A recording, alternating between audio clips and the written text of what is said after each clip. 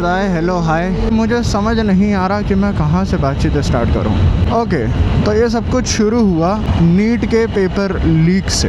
बच्चे बहुत साल मेहनत करते हैं, बहुत साल पढ़ाई करते हैं, घिसते हैं, अपना पूरा दिन लगा देते हैं, 10-12 16 घंटे पढ़ाइयाँ करते हैं, क्योंकि उनका सपना है कि वो भाई डॉक्टर बन जाएं और लोगों की जान बचाएं, लोगों की हेल्प करें। और जब पेपर लीक जैसी चीज़ें होती है ना, तो वो सिर्फ कोई नॉर्मल सिस्टम फेलियर नहीं होता जो मेरिट के बेसिस पे कुछ हासिल करना चाहता है, अचीव करना चाहता है। उसका एक ट्रस्ट टूटता है सिस्टम के ऊपर। उसका बाप कैसे कैसे कमा के उसकी फ़ीस भरेगा, उसको MBBS करवाएगा। इंडिया में अगर तो प्राइवेट कॉलेज में MBBS करने जाओगे ना भाई, 1 करोड़ रुपए कहीं नहीं गए। बच्चे मेहनत कर रहे हैं ताकि भाई उनको कहीं से कैसे ना कैसे एक अच्छे नंबर आ जाए, तो उनको एक गवर्नमेंट कॉलेज मिल जाए जिससे उनकी फ़ीस थोड़ी कम हो जाए। ऐसे टाइम पे जहाँ 60% से भी ज़्यादा पॉपुलेशन को गवर्नमेंट राशन दे रही है, उस देश में एक नॉर्मल आदमी एक प्राइवेट कॉलेज की फ़ीस कैसे भरेगा? तो जाहिर सी बात है कि एक इंसान चाहता है कि भाई मैं पढ़ाई लिखाई करूं, नीट का एग्ज़ाम अच्छे नंबरों से क्लियर करूं ताकि मेरे को एक गवर्नमेंट कॉलेज में एडमिशन मिल जाए। लेकिन जब ये पेपर लीक जैसी चीज़ें होती हैं ना, तो ट्रस्ट हमारा होता है, जो बिल्ड किया होता है हमने इतने सालों में, वो टूट जाता है। और सिर्फ नीट ही नहीं, दुनिया भर के पेपर लीक्स हो रहे हैं भाई। नीट तो वो है जो बहुत पॉपुलर है, दुनिया भर के पेपर लीक्स हो रहे हैं भाई। उसके बाद जो चीज़ आती है प्रॉब्लमेटिक, वो आती है स्टूडेंट की मेंटल हेल्थ। एक तो नॉर्मली इंडिया में किसी को सिखाया नहीं जाता कि भाई फेलियर से कैसे डील करना है, ब्रेकअप से कैसे डील करना है, तुम्हारा दिल टूट जाए किसी भी चीज़ से कैसे डील करना है। आज भी अगर कोई इंसान थेरेपिस्ट के पास जाता है तो उसको पागल बोलते हैं लोग, कह रहे तो दिमाग के डॉक्टर के पास जाता है। उस देश में लाखों बच्चे एक साथ एक एग्ज़ाम दे रहे हैं और वो एग्ज़ाम लीक हो रहा है। मेंटल हेल्थ के बारे में कोई डिस्कशन नहीं करता। किसको बताओगे तुम? किसको बताओगे? माँ बाप को? माँ बाप वो लोगों की जात होती है जो सारी ज़िंदगी तुम्हारे लिए क्या क्या किया वो गिनाएंगे बैठ के। तेरे को कितना पाल पोस के बड़ा करा, माँ बोलेगी 9 महीने तुझे पेट में रखा। अरे मेरी चॉइस थी, मैंने बोला था मुझे पैदा करो। लड़कियों का तो और भी ज़्यादा हाल ख़राब है। एक तो वैसे ही लौड़े अभी तक 2026 चल रही है, अभी तक लड़कियों को पता नहीं क्यों बोझ माना जाता है। इतना प्यारा मोमेंट है, इतना प्यारा मौसम, मैं गालियाँ दे रहा हूँ, मुझे समझ में नहीं आ रहा, बट तुम खुद सोचो भाई। माँ बाप जिनको इस टाइम पे सपोर्ट दिखाना चाहिए, वो बोलते हैं हमने तुम्हारी पढ़ाई पे इतना पैसा खर्च करा, हमने तुम्हें इतना काबिल बनाया, अब आगे तुम अपना देखो, हम तो गरीबी रेखा में ही रह गए बेटा, तुम आगे जाके पढ़ाई लिखाई करो, हमारा बुढ़ापा सिक्योर करो। उनकी तुम सिर्फ ज़रूरत हो, पहली चीज़ तो मान लो। माँ बाप तुमसे जितना भी बोल लें, तुम सिर्फ उनकी ज़रूरत से ज़्यादा कुछ भी नहीं हो। इस टाइम पे जहाँ माँ बाप को बच्चों का हाथ पकड़ना चाहिए, वो पिछली वाले डिफेंड करते हैं अपनी फेवरेट पॉलिटिकल पार्टी को कि अरे उनकी क्या गलती है, जो लीक हो गया तो कोई बात नहीं, बढ़िया है ना, दोबारा प्रिपरेशन का मौका मिला है, दोबारा करो, अच्छे से पढ़ाई करो।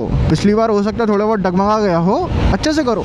भाई तुम एक बात सोचो, जो इंसान 1 साल से मेहनत कर रहा है एक पर्टिकुलर एग्जाम के लिए, वो एग्जाम भी लीक हो जाए, पूरा महीना तो उस चीज़ से कोप अप करने में निकल जाता है कि ये हुआ क्या, मैंने पूरी साल मेहनत करी, जो लीक हो गया। 1 महीना तो कोप अप करने में निकल जाता है। कितने सेल्फ डाउट आते हैं तुम्हें पता है दिमाग में? मैं लाइफ में कुछ अचीव कर पाऊंगा, नहीं कर पाऊंगा, ज़िंदगी में कुछ कर पाऊंगा, नहीं कर पाऊंगा। ये वाले बार लीक कर देते हैं, मेरी माँ जाती है दिमाग की। उस टाइम पे तो मैं एक्सपेक्ट कर रहा हूँ कि वो बच्चा पढ़ाई करे दोबारा और दोबारा एग्जाम दे, और दोबारा एग्जाम दे भी दे। लक नाम की भी चीज़ होती है। हर मैच में तो का कोहली भी सेंचुरी नहीं मारता, तो लक नाम की भी तो चीज़ होती है ना। एक दिन होता है जब ऊपर वाला तुम्हारे फेवर में भी होता है, एक दिन होता है जहाँ तुम्हारी मेंटल स्टेट ऐसी होती है कि चलो भाई 1 साल मैंने मेहनत करी, अब मैं एग्ज़ाम दूंगा, मैं ये करूँगा, मैं वो करूँगा। सेम मेंटल हेल्थ 1 महीने बाद तुम कैसे एक्सपेक्ट कर सकते हो इंसान की दोबारा होगी? एक प्रॉब्लम है, 1000 प्रॉब्लम है, हजार लाखों प्रॉब्लम है। बेरोजगारी बढ़ेगी तभी तो लोग धर्म के नाम पे एक दूसरे को काटेंगे, तभी तो लोग धर्म के नाम एक दूसरे को बांटेंगे, जात के नाम एक दूसरे को बांटेंगे। ये वो गवर्नमेंट है जो चाहती है तुम घर में बैठो, अनपढ़ बनो और हमारे आगे पीछे भीड़ चाल करो। ये चीज़ दिमाग में डाल लेना। 8-8 साल, 9-9 साल, 10-10 साल लोगों को पढ़ाई के चक्कर में UPS जो ऐसा एग्ज़ाम है, कितने साल लग जाते हैं। पूरा 20s इंसान का ख़राब हो जाता है ताकि वो अपना फ्यूचर बना सके, और बाद में जाके मर जाती है। 30-35 की उम्र में जब रिस्पॉन्सिबिलिटी आ चुकी है, माँ बाप भी बूढ़े हो चुके हैं, अब 18 15 हज़ार रुपए की जॉब कर रहे हैं। मेरे खुद के कॉन्टैक्ट कितने इंजीनियर हैं जो सिविल इंजीनियरिंग की पढ़ाई करके जो दिल्ली में जाकर पुलिस की भर्ती देख रहे हैं, इंजीनियरिंग की पढ़ाई करके बैंक में लोन डिपार्टमेंट पे लगे हैं। क्या है ये सब? कभी सोचा इस बारे में? यूपी में लाखों गवर्नमेंट स्कूल्स बंद हो चुके हैं। I don't know the exact number. वालों, तुम पढ़ लिख लोगे, तुम काबिल बन जाओगे, तो तुम क्यों हाथ में किसी पर्टिकुलर पॉलिटिकल पार्टी का झंडा लेके रैलियों में जाओगे? कभी देखा है? कभी देखा है किसी पढ़े लिखे इंसान को? कभी देखा है एयर होस्टेस को? कभी देखा किसी फ्लाइट अटेंडेंट को? कभी देखा है किसी पायलट को? होटल मैनेजमेंट में जो आदमी मैनेजर है उसको कभी किसी के रैलियों में जाते हुए? पढ़े लिखे लोग हैं ना भाई, सब रैलियों में वही जाते हैं गंवार होते हैं, चाहे वो किसी भी पॉलिटिकल पार्टी की रैली हो। मैं ये नहीं कह रहा हूँ कि बीजेपी या कांग्रेस, सब हर पॉलिटिकल पार्टी की रैलियों में वही जाता है जिसके आंखों में एक होप होती है कि चलो भाई ये गवर्नमेंट हमारे लिए कुछ करेगी। अनपढ़ हो तुम, गवार हो तुम, जाहिल हो तुम, विद्वान ही अगर हो, हो, जैसा राजीव तलवार ने बोला है, वो क्या जाने इस देश का भविष्य क्या है, वो क्या जाने किसको वोट देना है। होप, उम्मीद कि एक दिन सब अच्छा होगा। सोनम वांगचुक प्रोटेस्ट कर रहा है। वो आदमी ने अपनी जिंदगी में इतनी इज्जत और इतना पैसा तो कमा लिया था कि भाई वो चाहे तो आराम से लद्दाख और इंडिया छोड़ करके बाहर जा सकता है भाई, आराम से अपनी एक स्टेबल लाइफ जी सकता है, कंफर्टेबली अपनी लाइफ जी सकता है। फिर भी वो आवाज उठा रहा है तुम्हारे लिए, तुम बच्चों के लिए। कौन से बच्चे जो वाले उस पे मीम बना रहे हैं? माँ के तो समझ ही नहीं आ रहा कि के उनकी पीठ में चाकू कौन मार रहा है। वो वाले जो बेरोजगार है, जिन पे काम नहीं है, वो बच्चों के लिए सोनम वांगचुक खड़े होकर के बोल रहा है कि भाई नीट के एग्जाम लीक हो रहे हैं, कुछ करो, अकाउंटेबिलिटी कोई तो लो। एजुकेशन का ई नहीं आता, वो उसके टाइम पे जाने कहाँ बैठे हुए हैं। मेरे कांटेक्ट में जो लोग हैं भाई, उनको सुसाइडल थॉट्स आ रहे हैं, दिन रात वो मेरे से बात करते हैं। उनको कुछ हो गया तो मेरी मेंटल हेल्थ का क्या होगा, कभी सोचा है? मैं तो सारी जिंदगी ये सोचूंगा ना कि वो मेरे साथ थे, मेरे पास, मैं उनके लिए कुछ कर सकता था। उनकी जगह मैं होता तो मैं क्या करता? सोनम वांगचुक चाहे तो आराम से अपनी जिंदगी जी सकता है, एक अच्छे कंट्री में शिफ्ट हो सकता है, एक अच्छी लाइफस्टाइल जी सकता है। उसने इतना पैसा कमा लिया, इतनी इज्जत कमा ली, वो आराम से चाहे तो रह सकता है, लेकिन फिर भी वो आवाज़ उठा रहे हैं। मैं चाहता तो उनकी भी एक स्टोरी लगा देता, मैं भी रिपोस्ट कर देता। जब से ये कांड स्टार्ट हुआ मैंने एक भी स्टोरी, एक भी पोस्ट नहीं डाला, क्योंकि मुझे पता था स्टोरी और पोस्ट डालने से कुछ नहीं होगा। मैं वीडियो बनाऊंगा, मैं क्योंकि मुझे पता है इस वीडियो से कुछ नहीं होने वाला। मैक्स टू मैक्स 50, 60, 100 व्यूज आएंगे यूट्यूब पे। इंस्टाग्राम कितने स्क्रॉल करोगे? हर एक की फीड पे तो यही है। इंसान भी देख देख के परेशान हो चुका है। अरे ठीक है यार, चल रहा है प्रोटेस्ट, हटाओ, स्किप। वो इंसान जिसने देश को इतना कुछ दिया है, वो इंसान 20 दिन से भूखा है। बट आज 19 दिन हो चुके हैं जब मैं ये वीडियो शूट कर रहा हूँ, किसी ने अकाउंटेबिलिटी नहीं ली है। कोई आकर के पूछ नहीं रहा है कि सर आपकी बताइए डिमांड क्या है। अबे अंग्रेज तक सुन लेते थे। जब लोग उनकी जेलों में कैद थे, वो वहाँ पे हंगर स्ट्राइक करते थे, अंग्रेज तब सुन लेते थे। तुम उनसे भी ज्यादा गए गुजरे हो। मुझे पता है मेरी बात कोई नहीं सुनेगा, क्योंकि जो भी ये मेरी बात सुन रहे हैं उनको चाहिए कंफर्टेबल लाइफ। उनको ये लग रहा है कि हमारे साथ तो नहीं हुआ, जब तक हमारे साथ नहीं होगा हम चुप रहेंगे। नहीं, कुछ नहीं, कैसा स्टूडेंट ये सोचते रहोगे ना कि जब तक ये चीज हमारे पर्सनल नहीं आ रही तब तक हम कुछ नहीं बोलेंगे। एक बात ध्यान रखना बेटा, सोनम वांगचुक ने देश को बहुत कुछ दिया है। उस इंसान को 20 दिन होने वाले हैं, कल 20 दिन हो जाएंगे उनको भूखा भाई, वो आदमी खा नहीं रहा है, ठीक है? उस इंसान की नहीं सुनी जा रही है तो जो तुम और मैं क्या है, बस एक बार दिमाग में ये थॉट डाल लेना कि तुम्हारी और मेरी क्या इज्जत है, क्या औकात है। जब तक बात तुम्हारे घर तक पहुंचेगी ना, जब तक तुम्हारे साथ कुछ बुरा होगा ना, जब किसी दिन तुम्हारे घर की पार्किंग के चक्कर में तुम्हारा पड़ोसी तुम्हारे पेट में चाकू मार देगा, और जब तुम जस्टिस की भीख मांगने कोर्ट में जाओगे ना, और जब तुम्हारे मुंह पे बोल के भगा दिया जाएगा, तब तुम्हें एहसास होगा इस बात का। जब तुम्हारे घर का कोई जवान बेटा मरेगा ना, तब तुम्हें एहसास होगा इस बात का। जब तुम्हारी घर की औरतों के संग कुछ गलत होगा ना, जो 12-12, 15-15, 16-16 साल की बच्चियों के संग बलात्कार हो रहा है, जो उन लोगों को जस्टिस नहीं मिल रहा। आरजी खार कॉलेज में कोलकाता में जब रेप हुआ था, 1 साल लगभग प्रोटेस्ट चला, 1 साल लगभग प्रोटेस्ट चला। क्या हुआ उसका? कहाँ है वो लोग जो प्रोटेस्ट कर रहे थे? आज कहाँ है? आज चिल्लाएंगे, चाय पे करेंगे, कल भूल जाएंगे। तो अब मैं बात कर रहा हूँ मेरे दिल की, प्रॉपर सॉल्यूशन की। भूल जाओ कि तुम ये देश सुधार सकते हो, भूल जाओ, उम्मीद छोड़ दो। मैं छोड़ चुका हूँ। तुम अगर केपेबल हो, तुम्हारी फैमिली अगर केपेबल है, भाग जाओ। ये जो देशभक्ति है ना कि नहीं ये तो मेरा देश है, मैं कह, तुम्हारी जान से ज्यादा जरूरी कुछ नहीं है। समय रैना ने बोला था ना स्टिल अलाइव में कि अगर उस टाइम पे भाई कश्मीरी पंडित भी ये बोलते कि नहीं हमारा कश्मीर है, तो मर गए होते सारे। आज हम जहाँ भी हैं फाड़ रहे हैं, अपनी जिंदगी मस्त जी रहे हैं। बोला था ना मैंने मेरे वर्ड्स तो नहीं है, समय रैना के वर्ड्स है ना। तो if you are capable then just leave. तुम बहुत चूतिया हो जो तुम्हें लगता है कि भाई तुम फाइट कर सकते हो इस देश में, तुम रेवोल्यूशन ला सकते हो, बदलाव ला सकते हो। कुछ नहीं हो सकता इस देश का। तुम्हारी सेम एज के जेंजी का सारे एक पाथ पे थोड़ी चल रहे हैं।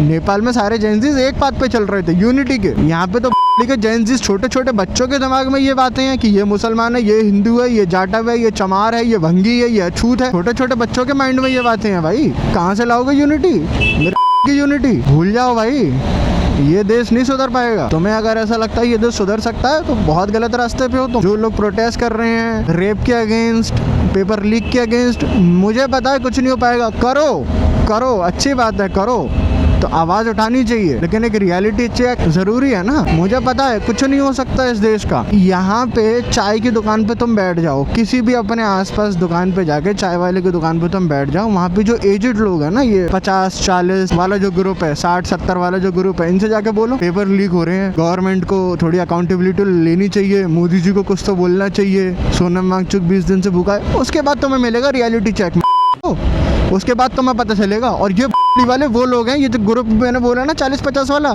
ये वो ग्रुप है जो के अपने घर को लीड करते हैं, जो घर के बड़े हैं अपने घर में।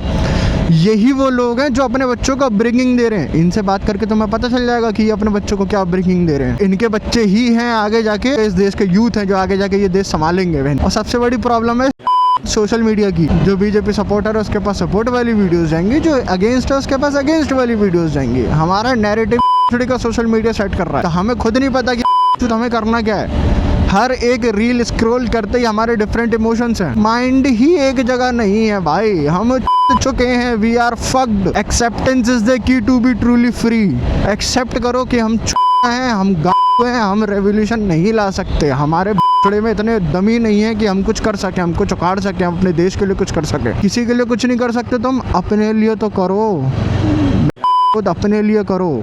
निकल जाओ, छोड़ो, जितना जल्दी हो सके भागो ये देश छोड़ के, जितना जल्दी हो सके निकल जाओ। इफ़ यू आर केपेबल, अगर तुम्हारे घर में इतना है, घर वालों के पास पैसा कि तुम निकल सकते हो तो निकल जाओ। अगर तुम इतने केपेबल नहीं हो कि तुम नहीं निकल सकते तो अकेले निकल जाओ। पूरी फैमिली लेके नहीं निकल सकते तो अकेले निकल जाओ, कम से कम तुम्हारी आने वाली जनरेशन का भविष्य सुधर जाएगा। और अगर इतने भी केपेबल नहीं हो कि तुम अकेले भी नहीं निकल सकते तो मेरे भाई प्रोटेस्ट करो। कुछ नहीं बचा लाइफ में, तुम्हारी कुछ नहीं बचा। सब खा चुके हैं ये लोग, सब खा चुके हैं। हर जगह दलाली, करप्शन। पर मैं बस बहुत कंट्रोल कर रहा हूँ क्योंकि मैं ना जो टूट चुका हूँ अंदर से। मैं जब ये यूट्यूब चैनल स्टार्ट किया था ना, मैंने बहुत सोचा था कि नहीं भाई, मैं लोगों की आवाज़ बनूंगा, मैं गलत के खिलाफ आवाज़ उठाऊंगा, उठा भी रहा हूँ। बट एक जो वो स्पार्क होता है ना, एक उम्मीद जो होती है ना कि नहीं चेंज आएगा, वो उम्मीद मेरी टूट चुकी है भाई। आए दिन मैं ऐसी ऐसी चीज़ें देखता हूँ ना, वो उम्मीद मेरी टूट चुकी है भाई। मैं क्या ही कर सकता हूँ, मैं अकेला क्या कर सकता हूँ। लोगों में यूनिटी। मेरे दिल में एक रिग्रेट नहीं रहेगा कि यार मैंने नहीं किया कुछ। मैंने किया, मैंने इस प्रोटेस्ट में हिस्सा लिया, मैंने ये वीडियोस बनाई। I am happy now. और मैं बिल्कुल स्टूडेंट्स के सपोर्ट में हूँ। बिल्कुल चाहता हूँ हमारे एजुकेशन मिनिस्टर हैं, उनको अकाउंटेबिलिटी लेनी चाहिए। तुम रिज़ाइन दो मत दो मुझे नहीं मालूम, बट अकाउंटेबिलिटी लो। अगर मैं चाहता हूँ कि ठीक है भाई, इतना कुछ होने के बाद अगर वो एक मौका मांगते हैं और उनके एक मौके के बाद अगर वो अच्छा काम करते हैं तो अच्छी बात है, वरना भाई रिज़ाइन दे दो। प्रोटेस्ट करना एक democratic India is a democratic country.